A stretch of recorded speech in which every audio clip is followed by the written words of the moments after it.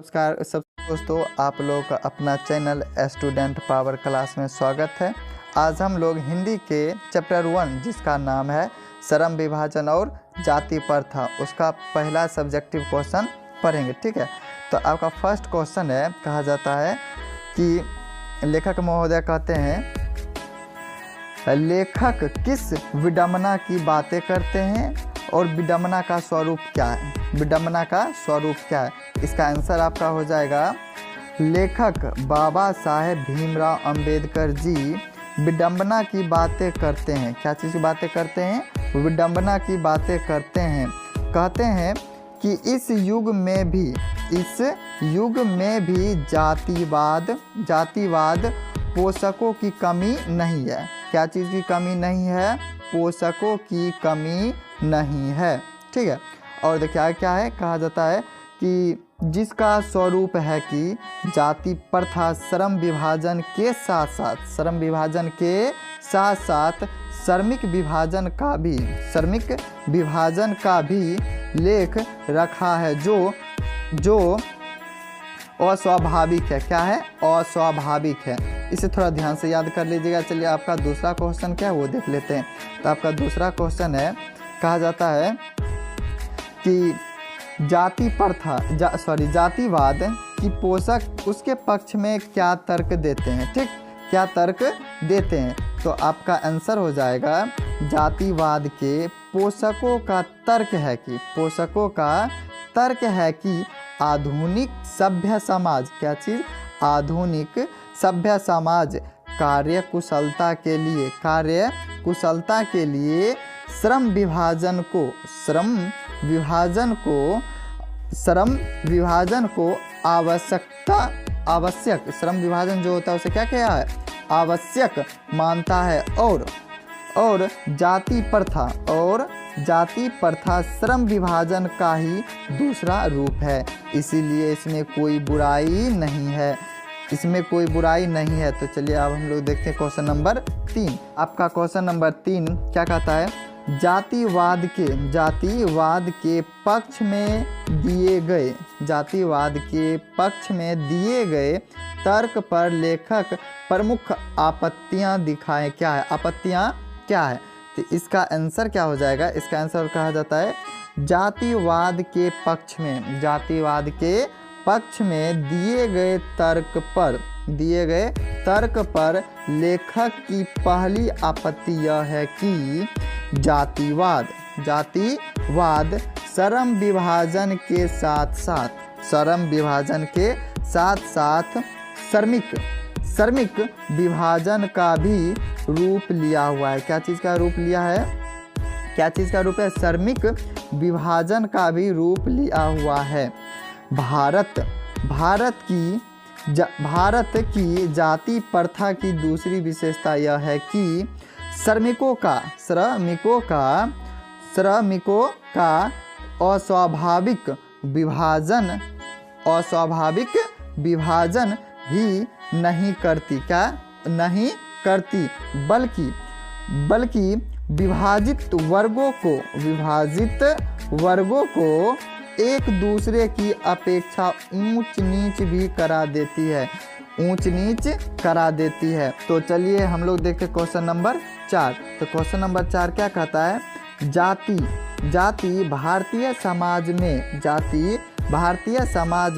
श्रम विभाजन का स्वाभाविक रूप क्यों नहीं कही जा सकती है? तो इसका आंसर हो जाएगा भारतीय समाज में श्रम विभाजन का स्वाभाविक रूप नहीं कही जा सकती है, क्योंकि यह मनुष्य की रुचि पर आधारित है। कहा जाता है इनसे मनुष्य की प्रशिक्षण अथवा उसकी निजी क्षमता का विचार किए बिना दूसरे के दृष्टिकोण से, जैसे माता पिता के सामाजिक स्तर के अनुसार पहले से ही अर्थात गर्भ धारण के समय से मनुष्य का पेशा निर्धारित कर दिया जाता है। जैसे कहने का मतलब हो गया कि आप लोगों को कोई और चीज़ में क्या हो, रुचि हो, कोई और चीज़ में रुचि हो, पर आपको वो काम करने के लिए नहीं दिया जाए, क्योंकि आप लोग जिस कास्ट हो उसी कास्ट वाला काम करना पड़ जाता है।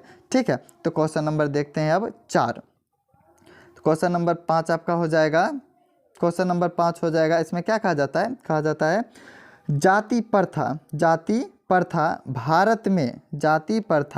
भारत में बेरोजगारी का एक प्रमुख और प्रत्यक्ष कारण कैसे बनी हुई है।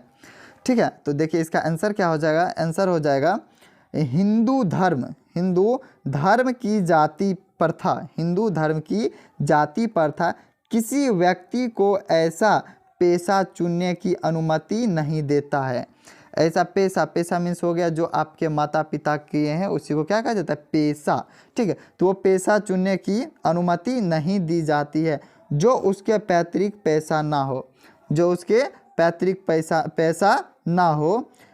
इस प्रकार पेशा परिवर्तन की अनुमति न देकर जाति भर बेरोजगारी का एक प्रमुख और प्रत्यक्ष कारण बनी हुई है। जिसे कहने का मतलब बताए थे ना इससे ऊपर कि अगर आपको कोई काम में रुचि हो पर आपको वह काम करने नहीं दिया जाए क्योंकि वह आपका पैतृक पैसा नहीं है। पैतृक पैसा मीन्स हो गया कि आप लोग के माता पिता दादा दादी जो काम किए हैं वही आपको करना पड़ेगा, उसी को कहा जाता है पैतृक। भले आपको कोई और काम में रुचि हो पर आपको वह काम करने नहीं दिया जाएगा। ठीक है, तो क्वेश्चन नंबर 6 देखते हैं।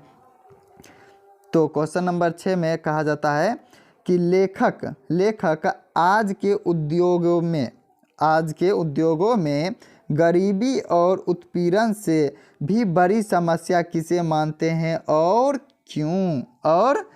तो आपका इसका आंसर हो जाएगा, लेखक आज के उद्योगों में गरीबी और उत्पीड़न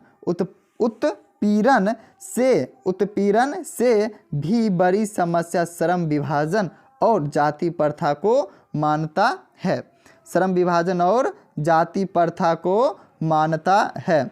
ठीक है, क्योंकि बहुत से लोग निर्धारित कार्यों को रुचि के साथ करते हैं और जिस काम में दिल और दिमाग नहीं लगेगा तो कोई सफलता कैसे प्राप्त किया जा सकता है। अतः क्या हो जाएगा इसके बाद, अतः निर्विवाद रूप से कहा जा सकता है कि गरीबी और उत्पीड़न बड़ी समस्या नहीं है जितनी श्रम विभाजन और जाति प्रथा है। ठीक है, तो अब देखते हैं क्वेश्चन नंबर 7। तो क्वेश्चन नंबर 7 आपका हो जाएगा। क्वेश्चन नंबर 7 में कहता है लेखक ने पाठ में किन प्रमुख पहलुओं से जाति प्रथा को हानिकारक प्रथा के रूप में दिखाया है। तो इसका आंसर हो जाएगा लेखक ने कई पहलुओं से जाति प्रथा को एक हानिकारक प्रथा के रूप में दिखाया है जो निम्नलिखित है। जाति के आधार पर क्या हो जाएगा, जाति के आधार पर श्रम विभाजन और अस्वाभाविक होता है। यह बेरोजगारी को बढ़ाता है।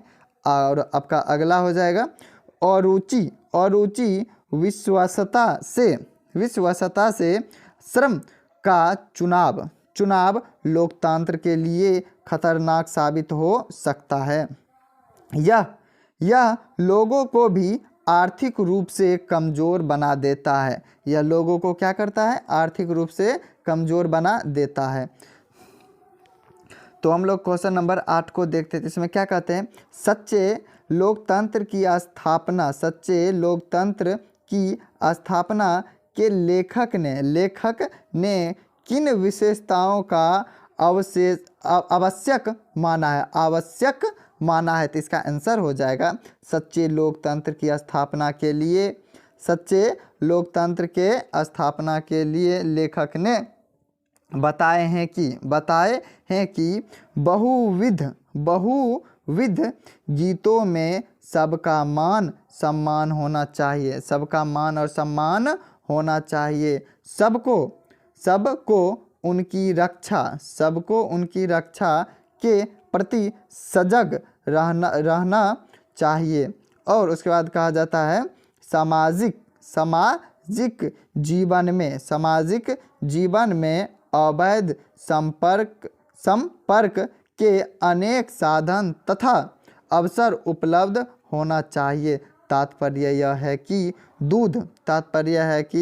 दूध पानी के मिश्रण की तरह, दूध और पानी के मिश्रण की तरह भाईचारा होना चाहिए।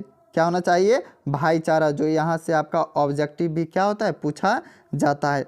आगे कहा जाता है और इसी का नाम लोकतंत्र है। क्या है, लोकतंत्र है। लोकतंत्र